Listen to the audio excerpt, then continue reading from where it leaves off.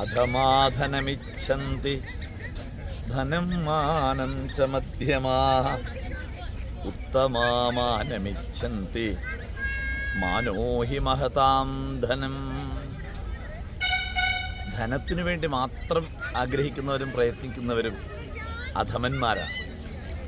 എന്നാൽ മധ്യമന്മാര് ധനവും മാനവും ഒരുപോലെ ആഗ്രഹിക്കുന്നവരാണ്.